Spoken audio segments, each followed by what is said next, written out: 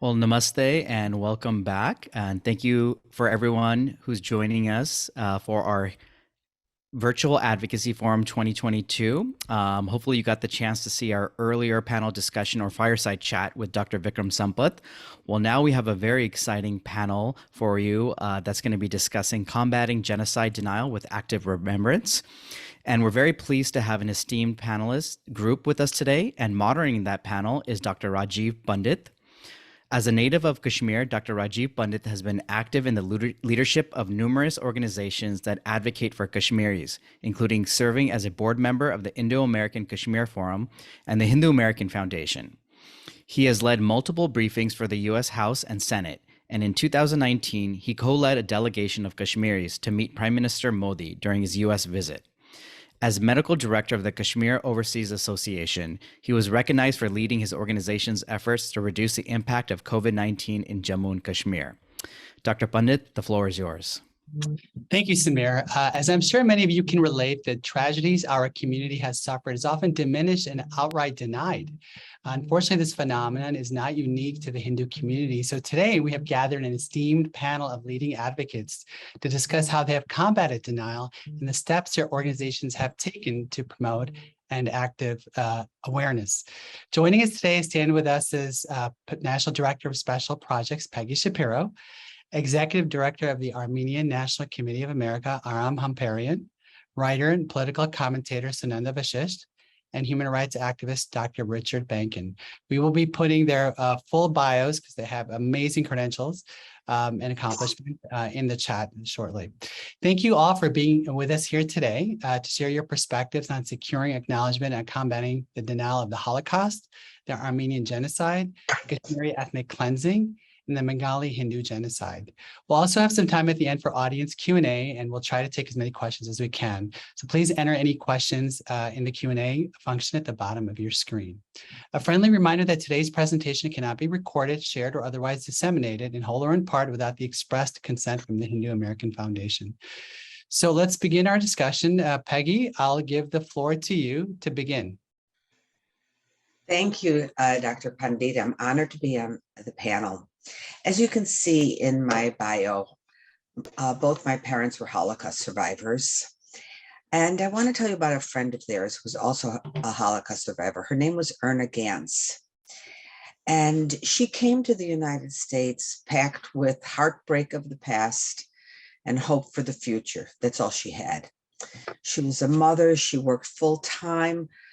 She put herself through college and she got a master's degree, all for one reason, so that she could run as a state representative, become a state representative and pass Holocaust education requirements. Well, she did it.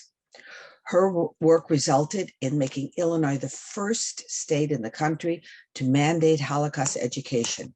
And after that, 22 states followed. And this would be really good news, except the education isn't working the way we hoped it would.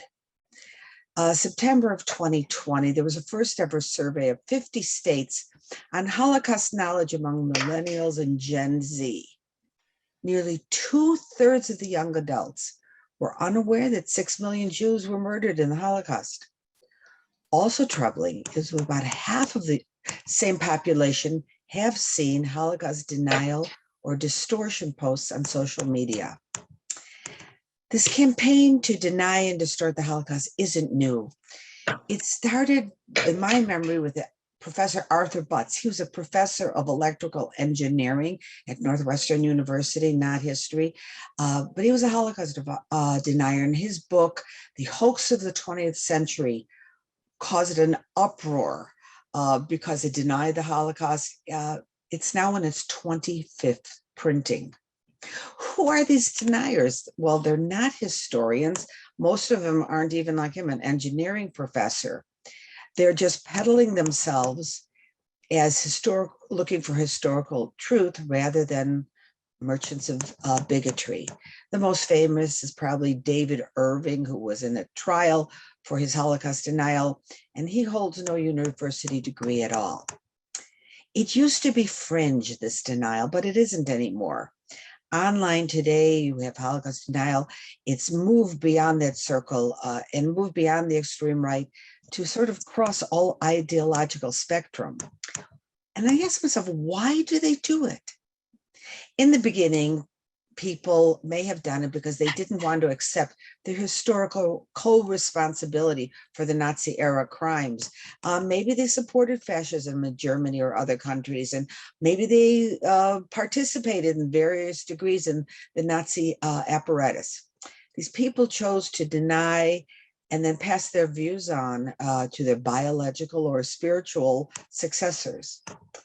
But now we see Holocaust deniers, they want to erase history in an attempt to make Nazism, the Nazi philosophy, an acceptable political alternative today. They want to deny Jewish history and therefore deny Jewish destiny.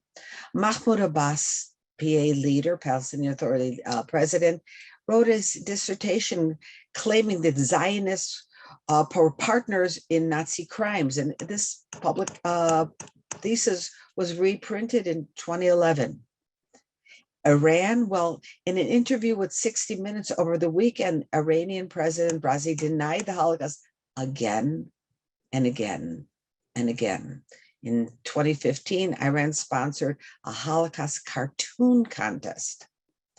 And now we have anti-Israel groups. You see it in campus newspapers, advertisements, videotapes, computer networks, these pseudo scholars who seek to inflame a debate on one of the most well-documented events in history, but they have made inroads into colleges and universities. It's an inexpensive method of reaching thousands of impressionable young adults to deny the Holocaust, to minimize it, and to invert it, making Jews the Nazis. So this panel is about additional steps.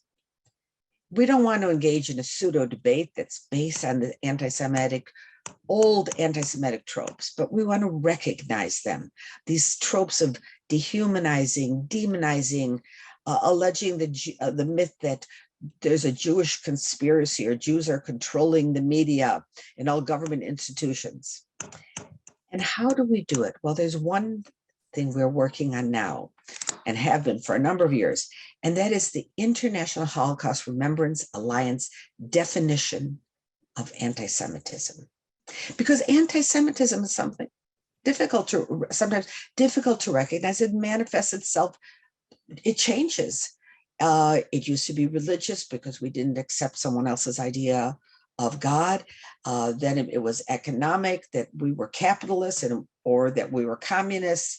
It was nationalist because we didn't have a country, and then we did have a country. It changes. So we need this definition, such as the shortening of it is called the IRA definition, and it's been adopted by 850 countries, state, municipalities, even the largest imams organization in the world. And this makes us aware that one example of anti-Semitism is denying the fact, scope, and mechanism, intentionality of the genocide of the Jewish people, or accusing the Jewish people or the state of Israel of inventing or exaggerating the Holocaust, or using symbols and images that are associated with classic anti-Semitism. For example, the Jews killed God, or drawing comparisons of contemporary Israeli policies to that of Nazis. We have to define it before we can defeat it, because denial of genocide has tragic consequences. You know, it was very difficult for my family to talk about their story, but to talk about it and have someone not believe it, to invert it, is it unbelievably painful. Ellie Wiesel, a friend of mine and a Nobel Peace Prize winner, wrote, "To forget would not only be dangerous, but offensive. To forget the dead would be akin to killing them a second time." Denial of my history, denial of your history, is an assault on truth and understanding. We have to comprehend our history and our memory to understand ourselves today. the famous poet Santayana wrote, "Those who don't learn from history are compelled to repeat it."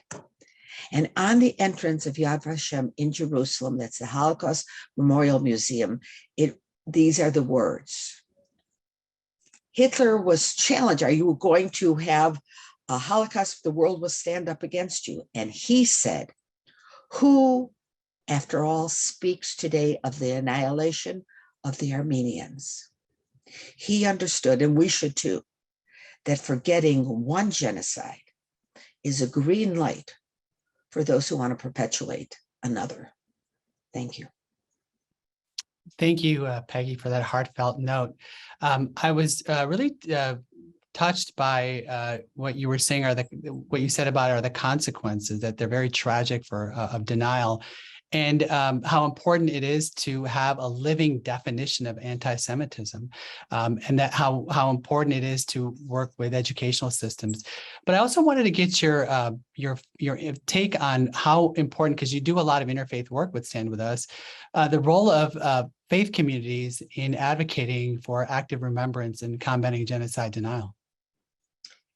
It has to come from us. We are obligated with the responsibility to our children and grandchildren and future generations. So we have to work together. We cannot say, I'm going to remember my history and deny yours. We have to actively work together. I was at a Hindu-sponsored event a few months ago, remembering the Jewish journalist Daniel Pearl, who died at the hands of ISIS.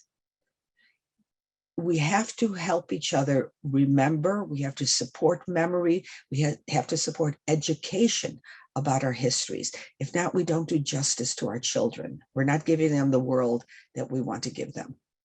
Great, thank you so much. Up next, we have Aram Hamparian, who is the Executive Director of the Armenian National Committee of America. Aram, go ahead.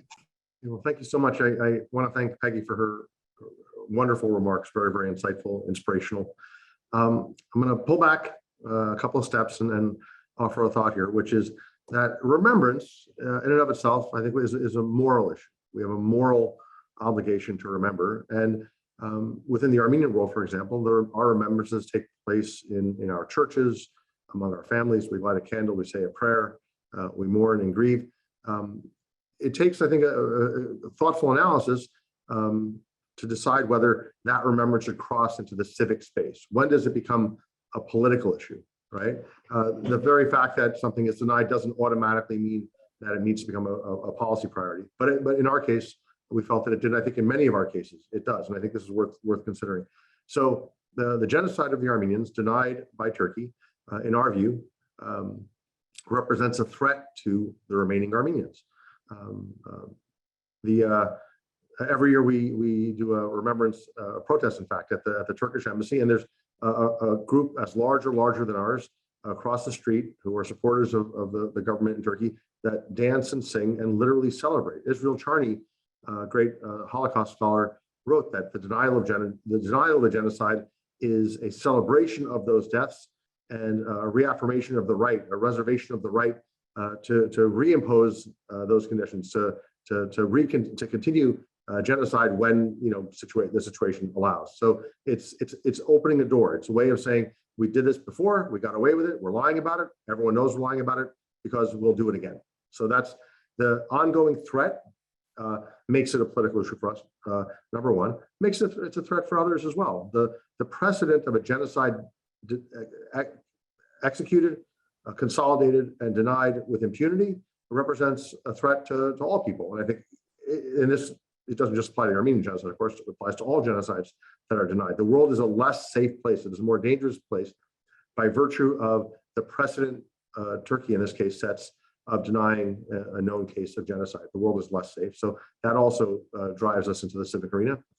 In terms of Turkey itself, if Turkey does seek to make progress, if Turkey seeks a more democratic destiny, certainly reckoning honestly with the Armenian genocide will be part of that, how they treated the Christians and the Armenians and the Greeks a century ago, how they're treated the Kurds today.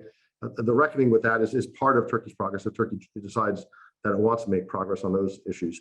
So that's what brings us into the civic arena. I think that these factors apply, I think, in all of our cases, but it's worth considering that it's not, when you decide to take this into the political arena, it's a serious undertaking.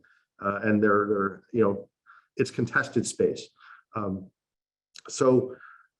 terms of genocide recognition and remembrance, what we found is obviously the facts need to be in place, and there's sufficient scholarship. I think in the cases that I think our community and the Indian community care about, certainly the Holocaust, the facts are in place. The documentation is thorough.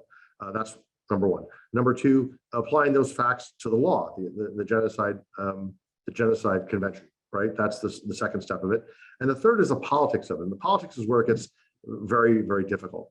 And in our case, and I think in many of our cases, we're dealing here with foreign governments that have sought to impose a gag rule on what America says or what the international community says and cannot say about their history, our history, right? They've exercised a veto, and sadly, governments like ours have at times enforced those vetoes. So these are foreign policies, literally foreign policies established, let's say, in Islamabad or Ankara or Baku or elsewhere. They're formulated there, exported to Washington, and then enforced usually by the executive branch of the State Department. And that's the battle, right? The battle is, how do you break that veto? How do you override that veto? All right, it's like a gag rule. They're enforcing a gag rule. Another way to think about it is that our government, right, instead of looking at the history, looking at the facts and establishing, like, let's say, a fact-based decision or a law-based decision, they just outsource the decision to another country. So, the upper limit on what will be said about Pakistan is decided more overseas than it is here at home, and that's the struggle. And we have, along with our Jewish American friends, worked at the state level, and there's now like 15, 20 states that teach about the Armenian genocide, and that's a good thing. We worked with the media to make sure that their terminology was good. We waged a war against the word alleged for about 50 years. Got the New York Times and the Associated Press to finally get that right. Worked in every possible arena, in documentary films and all the rest. Established, I guess, an escalation strategy that took way too long, but ultimately tipped the scales. So in 2019, after many failed attempts, we got into the end zone in the U.S. House with an overwhelming vote, got into the Senate with a unanimous vote, and that eventually led the president to get it right last year in 2021. So that's the struggle. And I think it's a blueprint of sorts, if anything else, a roadmap of all the mistakes and derailments we had along the way. I think they're very instructive. I think that we look forward to working with the Hindu community, with so many other communities that are dealing with denial like this, to help overcome it. And it can be done. It just requires, it's a long-term effort. It's kind of asymmetrical. We're civil society here in the US, and we're dealing with countries that have a lot of influence. One comparison, one similarity I've seen, and this has been played out in our cooperation with HAF in many instances, is that the two countries that seem to be exercising these vetoes, Pakistan and Turkey, are legacy partners. Their best days as allies of the United States are behind it, right? And they're coasting on these reputations that they earned or didn't earn 20, 30, 40 years ago. And we're still enforcing their lies, even as they go off and follow any path that they think is best for their country. So I think this might be a very good time to put our shoulder to the wheel and get the history right. And also, so get the history right, important, but more importantly, make sure that the message gets sent that what happened, we reject. We will not tolerate denial, and that we're going to draw some bright lines here. What happened was wrong. The perpetrator should be called out. If there are issues of justice to be implemented, then we should move from the recognition to justice. There's much more, Rajiv, I could add, but I'll wrap it up there. And I really look forward to answering questions, and more importantly, staying in touch and in cooperation in the days and weeks ahead. Thank you, Aram. That was really fascinating. I really love the way you answer the question of why government recognition is so crucial to raising awareness. Many people say, well, why does it matter to have a government, resolution? Well, your answer was great. It's that when a genocide is denied by a country, it leads to greater threats for the survivors of the genocide. And that's really very important for people to take that message home today. Yeah. You also mentioned, interestingly, about foreign governments imposing a gag rule, and you mentioned Pakistan. And I was going to mention later, when Dr. Benkin was going to speak, is when HAF was commemorating the 50th anniversary of the Bengali genocide, received a cease and desist notice from the government of Pakistan. They didn't dispute the facts that we were mentioning and commemorating. They just didn't like the fact that we were dishonoring the Pakistan military by mentioning the facts. So they actually sent us a cease and desist notice and have banned our website from Pakistan. So I know exactly what you're talking about. Were you going to say something else? No, just to echo your point. Okay. And I know there's a temptation in our communities to say something like, well, I know the history, I don't need anyone else to tell me my history. Yeah, perfectly fine. But if someone, for example, did something as small as steal my car, me knowing they stole my car doesn't mean that I can get to work. It's I deserve my car back, and I'm not indulging in pity or something by talking about maybe calling the police and saying, hey, can we investigate this? So yeah, justice has many different dimensions, but one of them is to prevent repetition, to establish norms, and absent those, the perpetrators have license to perpetuate it again and to keep perpetuating what they're doing. And again, I'll go back to Israel Charney. To deny a genocide, a known case of genocide, is to celebrate the deaths and to reserve the right to commit future genocide. It's very powerful ending. Thank you so much, Aram. Next, we have Sunanda Vashisht, who is a writer and political commentator, who is a Kashmiri Hindu like myself and a good friend. Sunanda, the floor is yours. I think you're on mute. There we go. There we go. Thank you, Dr. Pandit. Thank you for calling me here. And listening to the speakers before me, it just, it's very powerful, and it also brings back memories. I am a survivor of genocide, and I don't even have the luxury of getting to the step of remembering genocide, because my genocide, as you very well know, has not even been recognized. So we are even a step, multiple steps behind you. Kashmiri Hindus, or Hindus of Kashmir, a micro minority in the state of Jammu and Kashmir, the northernmost state of Jammu and Kashmir. Most people think, and this is where a lot of problem happens, because they think that how can genocide happen for the majority? If you're a majority community, so no genocide can happen to majority community. But in the state of Jammu and Kashmir, if you look at the map, the northernmost part of India, Hindus of Kashmir have been systematically reduced to 5% of the population in 1990, when this current ethnic cleansing, of which I am a victim, I'm a part of. So from the 13th century onwards, my community, which was 100% in the state of Jammu and Kashmir, in the Kashmir Valley, known as Kashmiri Pandits, has been systematically in 700 years reduced to 5%. Finally, what we normally remember, we have gone through 7 stages of exodus in these 700 years. I will give you a bit of statistic, and which I wasn't aware of for a long time. And when I understood that, I couldn't sleep for days. That bit of statistic is that we've seen 7 exoduses from Kashmir. So 7 exoduses in 700 years means an exodus every 100 years. So which means every 3rd generation of Kashmiri Pandits has seen an exodus or an ethnic cleansing or persecution of extreme kind.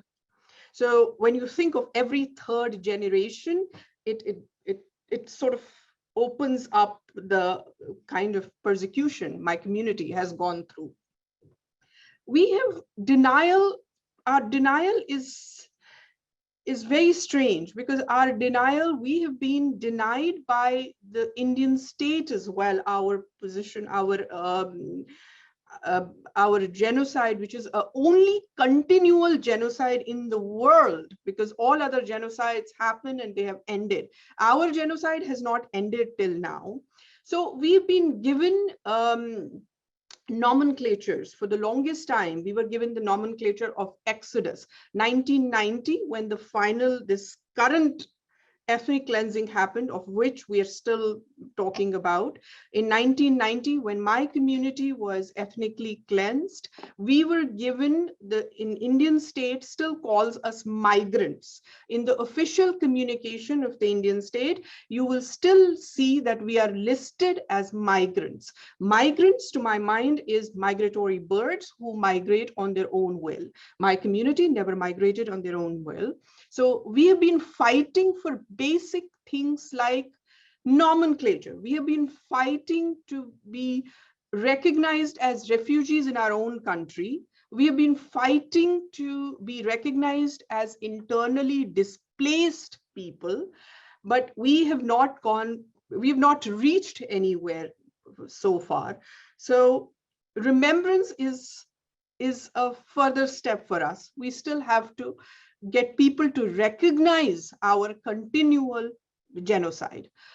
And why do I call it a genocide? Because Gregory Stanton, a very famous genocide scholar, gave 10 stages of genocide.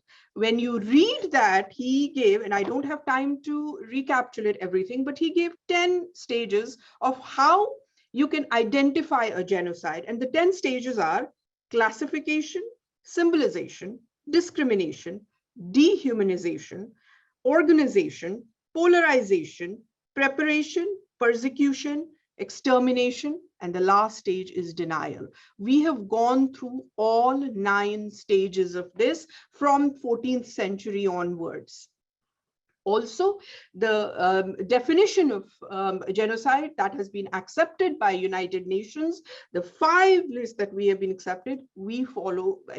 You to be recognized as a genocide, you have to only, I think, match 3 out of 5, but we follow 4 out of 5 of those requirements for genocide. So it is something that should have been recognized. India is a signatory to the Genocide Convention, UN Genocide Convention. However, India has not brought, even after signing that convention, they have not brought genocide laws. We don't have genocide laws in India, because of which our perpetrators, even if they have, first of all, they have not been punished, but even those who are still alive and who are directly responsible for ethnic cleansing from 1990 onwards, who are responsible for massacres, those people are alive. Some of them are facing the law of the land very much later now, due to lot of work that has been done by all these activists. However, none of them can be punished under the laws of genocide, because we don't have laws of genocide in India. So through this panel, if we can raise this recognition, awareness that we need genocide laws in India, Kashmiri Pandit genocide needs to be recognized. And it's only when it is recognized that we can prevent it from happening again. And as I said, we are continually facing genocide, because even now you can see that minority community members, if you just have to look at the newspapers, you will see the targeted killing of Kashmiri Hindus or Pandits. It has just been, a couple of months ago, a young gentleman was shot, Rahul Bhatt, in his own office. He was working there in Jammu, in Kashmir Valley. So these targeted killings have been happening. Our homes have been destroyed. My own home has been vandalized and has been taken over by people. I cannot go back to my house. I am not free to practice my own faith without fear in Kashmir at the moment. And this is the reason why I call it continual genocide, because unless people who perpetrated this genocide are punished, the fear for people, for my generation, and for people like me is not going to go away. The current ethnic cleansing, it affected 3 generations: my grandparents' generation, my parents' generation, and I was a young girl at that time. So my generation saw the effects, but not as much as, didn't understand it as much as our grandparents did and our parents did. My grandparents' generation has already moved on. So we have lost, some of them are dead, and many of them are, you know, not at the point where they can actually be recording their experiences. My parents' generation, their memories are fading. It is very important that at this point, we chronicle everything that has been happening. I know HAF has been very actively chronicling stories of Pandits, you know, from 1990 onwards, and even before. I have myself spoken to many members of HAF where I have narrated my own story. I have been writing. My space is in writing and speaking about what has happened to me, and there are others who are in the space of activism, and we've been chronicling it as much as we can, but we need the help of all of you who have suffered from genocide to at least get us recognized. Only when we are recognized will then we talk about remembrance and chronicling and everything later and preventing it from happening again. But at the moment, we need somebody to recognize our pain first and our continual genocide, only continual genocide, not continuous, but continual genocide from 13th century onwards. Thank you, and I will take more questions when the panel opens up. Thank you, Dr. Pandit. Thank you so much, Sunanda. That was very touching. I know you've shared more details in your testimony to Congress about your personal experience with this. And you brought up a great point that here we are talking about remembrance, but it's very hard to do that when you're actively still undergoing this ethnic cleansing and genocide. And not only HAF has done a great job in chronicling this, but so have Kashmiri groups in the US, as you know, Kashmir Overseas Association, Indo-American Kashmir Forum, and many others have done a good job of that. But the question I was going to ask you was, what else can we do when after the abrogation of Article 370, the ethnic cleansing and genocide of our community was completely absent from the narrative. And HAF actually did a study of the first 72 articles that came out, and not one had mentioned anything about the Kashmiri Hindus, the Pandits. Yes. So, what can we do in the international media to, obviously we need partners. That was a great point you mentioned. But anything else that we can do to counter this denial and this intergenerational trauma that you also mentioned, holding the perpetrators accountable. These are all really great points. But I feel like we need to go to the next level in the fact that this is still occurring. And movies like the Kashmir Files have done a good job of getting it out. But is there anything else that you can share from your experience? First of all, we need awareness. The common narrative in United States and in Western world is that Hindus cannot be victims in India. This narrative, as much as I have tried and you've tried and all of us have tried to beat it, somehow we are not able to beat it for simple reason. A lot of people don't even understand that we were a micro minority in the state of Jammu and Kashmir when this happened. We were just 5% of the population. Even this much people are not able to understand. So, and then there is this whole sense that Hindus cannot be how can they be victims? So that is one. Number two, we need some space in media. We need some space in global liberal media.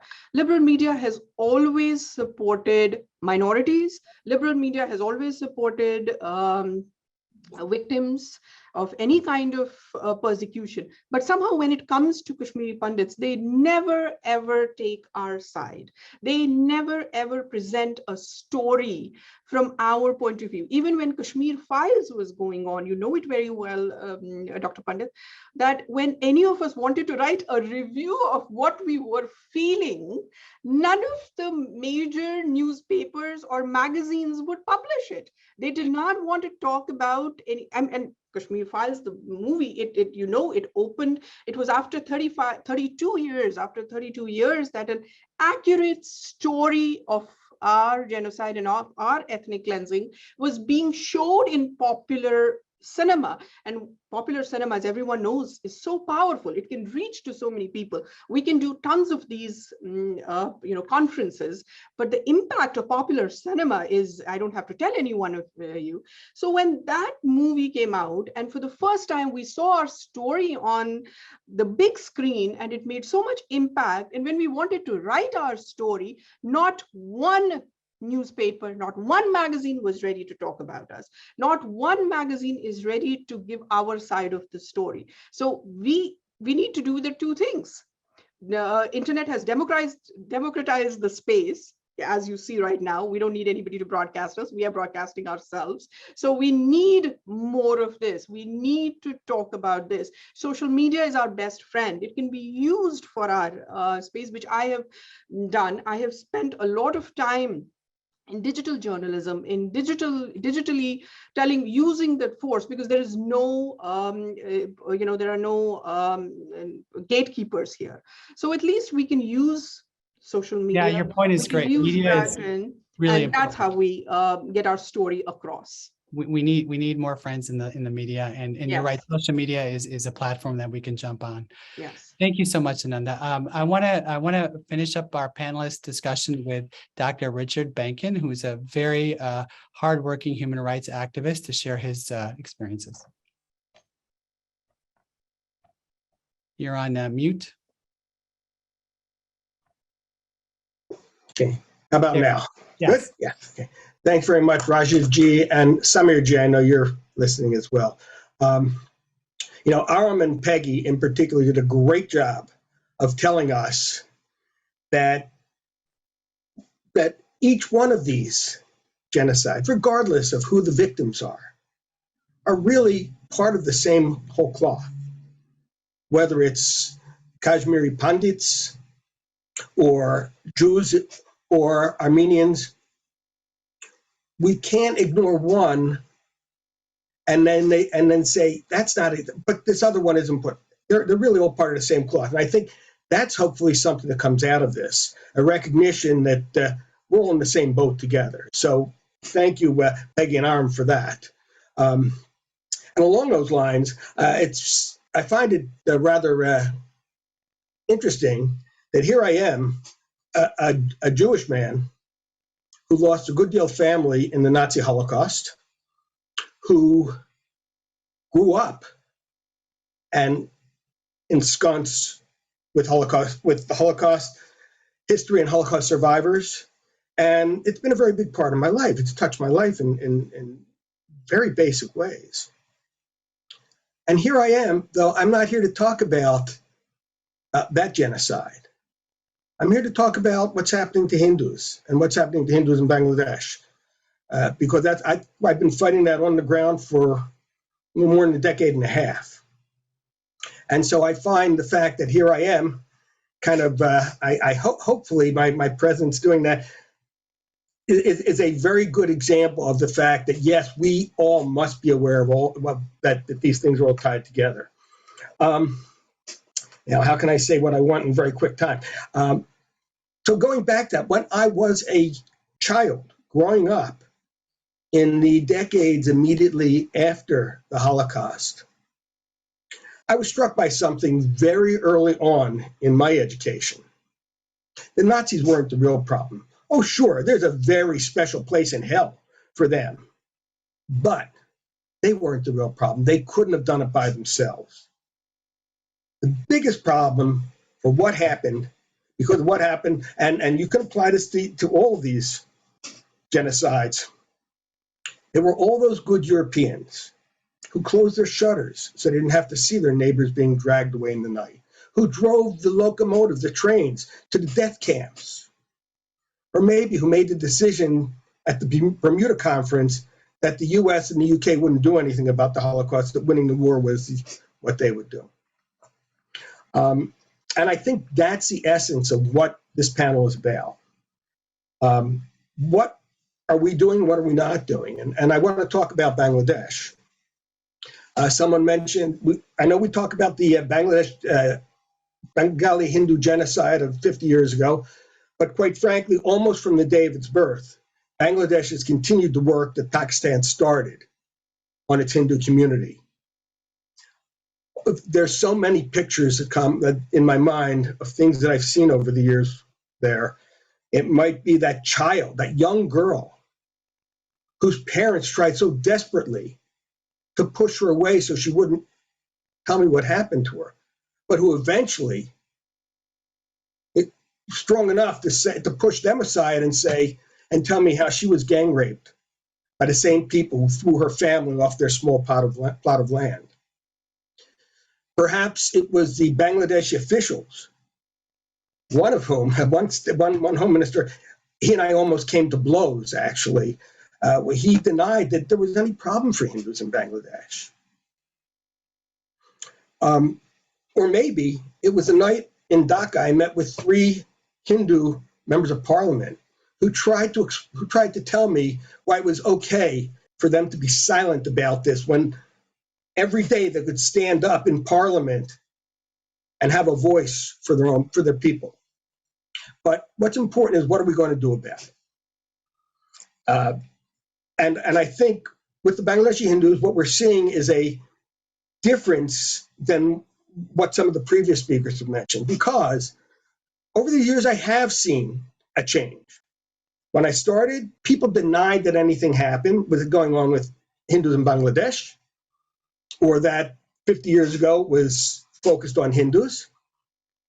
And they probably thought, yeah, that's what's going on.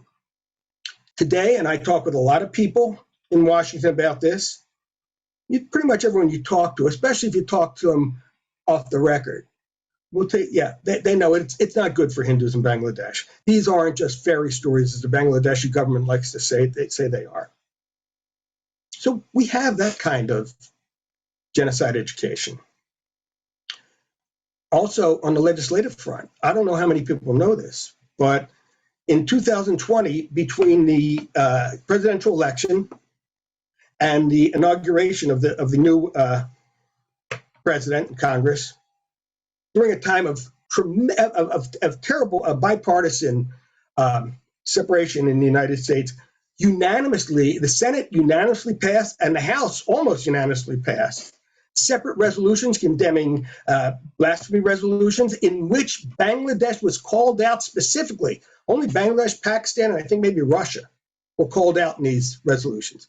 But yet, here we are today without anything having happened. So I think, and this is kind of what I do, I think what we have to look at is getting down and dirty, getting into, going to Bangladesh and making a stand. And I have a couple suggestions. We know that Durga Puja is coming up soon, and we know how important Durga Puja is, and we also know that Durga Puja is a time when Bangladeshi Hindus are targeted terribly. Last year, it was worse than ever, so bad that even usual passive and silent media said something about it.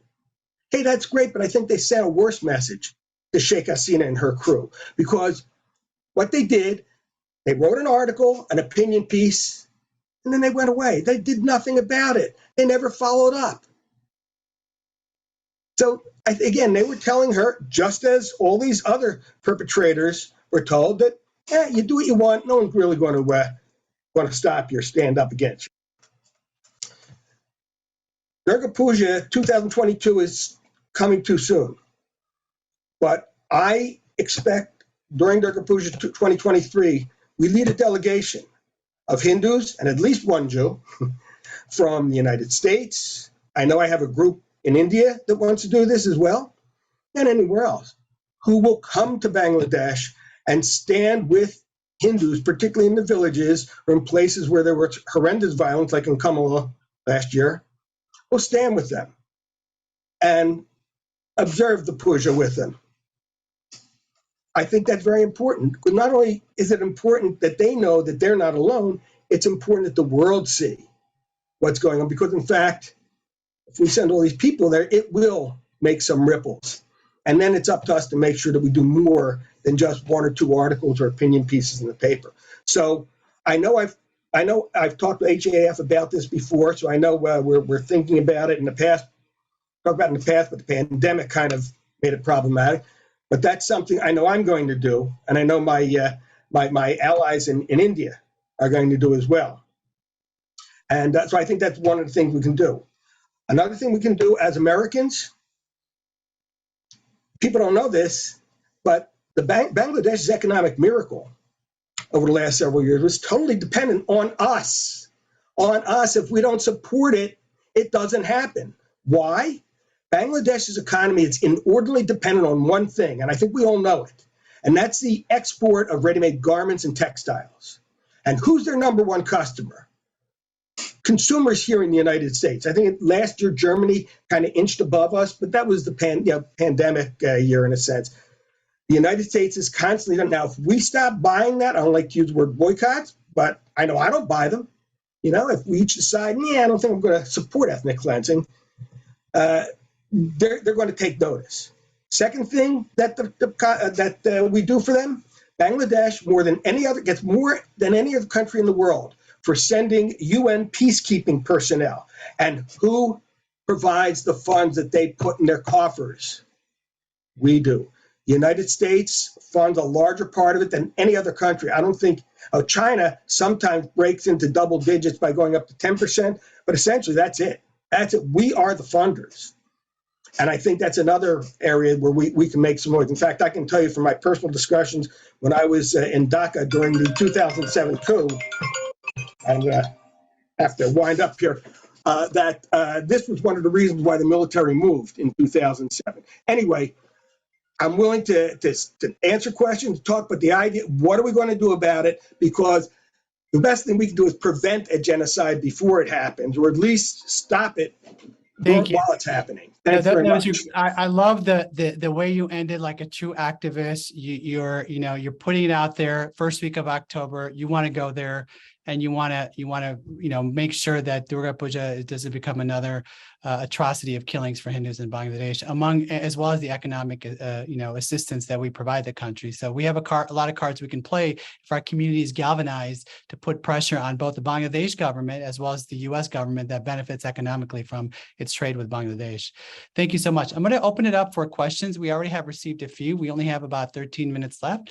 So the first question is actually an interesting question. It is a question that is about a trend that is the opposite of genocide denial, and that is claiming genocides in the absence of any evidence of institutionalized discrimination or any drastic demographic changes that would indicate a genocide.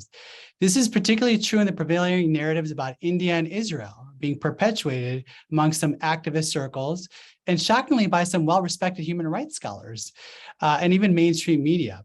There was another question saying that one group, the Indian American Muslim Council, has a YouTube video bi-weekly titled "Genocide in India," where they keep talking about this genocide that's occurring in India of Muslims. And so the question is, what can we as a community of human rights advocates and descendants of genocide survivors, or survivors ourselves, in the case of Sunanda, do to reduce the harm of this genocide denial? Not genocide denial, but promoting genocides that aren't really genocides. Any thoughts? Yes. Go ahead, Dr. Benkin. Yeah, I think the only way you defeat that is by not being afraid of being thought impolite. In other words, don't let it go. You fight that narrative. For instance, when people tell me, "Oh, how can you support India? India does this and this and this to its minorities," my response is, first of all, I'm not even getting into the weeds with you on that. But when you look at what you're even what you're claiming, And when you look at what Pakistan and Bangladesh are doing to their minorities, where the hell are you on that? You know, I mean, in other words, you got to fight them with facts, and you got to just keep fighting and fighting and fighting. And you just don't look at it and cower and say, oh, isn't that terrible? You got to do something about it. And what you do is you create that, you push the truth to create the narrative so that they're fools, and they are shown up to be fools. By the way, one other thing, Pew Research Center, one of the most authoritative survey groups in the world, recently published a study where like 89% each of Indian Muslims and Indian Christians said they are perfectly free to follow their faith in India. Yeah. Beat them with figures. Did you have I'm a retired English professor, so I always look at language and how it's being co-opted, because he who defines language really defines perception. And I think one way, there are many ways, but one way is to point out that India and Israel, if they're perpetrating genocides, they are really bad at it. Because look at the population number. And I think to create satirical posts, you know, if this is genocide, find another day job because you're not doing it well. And to post on social media, because that's where students live. And if we come back on the defense, you're always weaker. But if it's on the offense, especially through social media, you have a chance of influencing some opinions. Great point, Peggy. Sunanda? Yeah, see, genocide is not a term to be thrown away like this. You know, a lot of people just say it in their living rooms. It's a legal term. The definition has been accepted by United Nations. They have already given conventions of genocide. So it is upon them. We have to read that, and we have to see if any of these people who say that everything is a genocide, because you have to understand why they say it. Because when everything is a genocide, then nothing is a genocide. Do you understand what I'm saying? Where they're coming from? Because it's not in their interest to prove anything, because it's a legal term. You have to prove a genocide, which a lot of Kashmiri Pandits are at the moment trying to do, and trying to establish this genocide. They are not trying to establish any genocide. They are only trying to throw the words around, because you tell them that look at Raphael Lemkin's definition, because that definition has been accepted by United Nations. Do you follow, does your, whatever you're saying, does it follow any of the definition? No. Then Gregory Stanton, he gave 10 stages of genocide. Look at all those 10 stages of genocide and see, does that genocide, does whatever you are following, fall in the same category? It does not. Violence, again, I want to tell a lot of people who say this, I'm so glad you took this question, Dr. Pandit, because a lot of people tell me this, that, well, isn't this violence a genocide? Isn't that violence a genocide? No, every violence is not a genocide. A genocide is not to be taken lightly. A genocide is extermination of a community. It is not violence. When both sides indulge in violence, it is not a genocide. So we have to create an awareness of this word genocide, and not, as Peggy said, it is also the correct usage of the word. Not everyone does not use it correctly, and it is okay for ordinary people to use it, but people who have some kind of influence in media or anywhere, they need to be using it very, very carefully. And if they are abusing it, then people like us need to stand up. So to pick up on that, when groups like Indian American Muslim Council are posting videos on their YouTube channel about this genocide in India, it's very inflammatory, right? And, yes. And is there anything that can be done with these social media companies? How does YouTube even allow this? Good question. It's a big tech. Yes, Aram, please. Yeah. I'm sorry, I didn't mean to interrupt. No, go ahead. No, please go ahead. Okay, I actually have a lot to say about this. I know we're short on time. I would say be very careful on taking bait. Do not engage on the terms of deniers. It's very, very, really don't take the bait. Only in highly selective instances when it's very advantageous, engage, right? If you have a particularly stupid foil, then engage with that counterpart. But in most cases, don't do that. Why are they doing it? It's clear. Because a movement to recognize a known case of genocide, broadly accepted, it comes from the moral high ground. And those who don't want that want to put those who are doing it on their back foot, right? So, and then they do that through muddying the water. He said, she said, there's an entire, discipline, basically, that we've all been through, I think. And you can break it down and figure out where it's worth engaging, where it's not. I'm going to give you an insight, and I learned a lot during this call, and I'm familiar with this issue. I'm going to say that a good deal of work needs to be done outside the community, among third parties, with the U.S. government. But I also think the sense I get from this call is that work remains within the constituency itself, within the Hindu American community, within Americans of Indian heritage.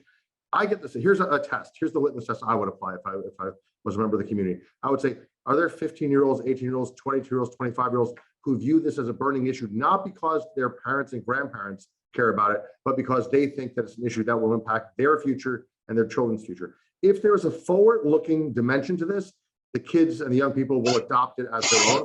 If it's not, if it's the grandfather's issue, grandmother's issue, then think 10 times before sending your battalions to fight these battles. That's my 2 cents on this. I would love and really want so much to help in any way that we possibly can. Again, we fought these battles. We lost many more than we won. We won the last one, but maybe the lessons along the way can be helpful in some regard. That was wonderfully said. And tying to that question you mentioned about our own community, how do you deal with those within our own community who deny these genocides, as they did, Sunanda, as you mentioned, our own genocide in ethnic cleansing in India, and they instead blame it on the people that are talking about it. And there's this, a lot of this victim shaming. There's multiple people who have mentioned that Hindus are cowards and greedy. And as you said, the media that supports minorities doesn't support atrocities to Hindus. But some of that has to seem to be, at least from my experience in talking to people in India who are educated, highly educated Hindus, that there's this that acknowledging is somehow either a sign of weakness or rise beyond it. No. So I'm just trying to figure out where that comes from. Okay. Power of narrative. 3 words. Power of narrative. It's a very powerful thing. It just tells you when there is a narrative created that, talking about it is, these people are seeking victimhood. I don't remember which of I think it was Peggy who talked about, or maybe Aram who said, never worry about when they tell you that, oh, you are seeking victimhood.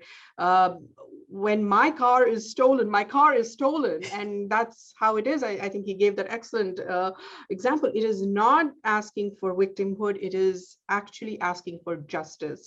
Yes. So we've lost the narrative somewhere. At least I can talk about our story, Kashmiri Pandit's story. A narrative has been lost somewhere where our own people somehow will still believe a lot of stuff that is being fed to them through the legacy media. And it's awareness. We just have to keep educating them. We just have to keep telling them what is the real story. I just want to take 2 seconds here that there are still people in India who think that we just packed our bags one day from Kashmir. Kashmir is a cold place. It's up north. So most of you think of India as very hot place, but Kashmir is up north, so it's very cold. So a lot of people actually think we just packed our bags and went looking for warmer climate. So that story is also there. A lot of people think it was the then governor of Jammu and Kashmir who facilitated our exodus, or who facilitated our ethnic. I don't know how they say these things, but I was there. I was there on January 19th, 1990 with my family. I know what we were subjected to. I was there before that day. I was there after that day. My family did not leave till August of 1990. Yeah, I think your point of the power of narrative is very important, and the storytelling and keeping these stories alive. These are all traditions. Aram, and then Peggy. I'll be very quick. In any society, any culture, there's going to be a lot of folks who are kind of accommodating, and it's just not in their culture to challenge anything. There'll be some in the middle afraid to get involved until they see which way things are going. And there'll be a small group that's convinced that this is the way that we need to move forward. And if in the heart of a certain set of the constituency, the Indian Hindu constituency, there are people who legitimately, sincerely, with a pure heart believe this is part of the future of the survival of my people. We cannot have a repetition of this. Then they'll strive ultimately successfully, and others will come along with them. Trying to convince people is not the path. The train's leaving the station. Folks will get on board when they see how strong you are. Great. Peggy? I wanted to say, as important as it is for us to tell our narratives, it might even be more important for us to tell our narratives together, to join forces with others who are being denied and ignored and whose history is rejected. And it amplifies each of our stories if we tell them together and build upon what you're doing right now. Right. Excellent points. Richard, did you have we have about one very quick point on Aram's point. I use this expression all the time, that success has 1,000 fathers, failure is an orphan. We get that core group and we start building on successes, and we'll see more and more people wanting to say, oh yeah, I'm part of that, and to actually join with us.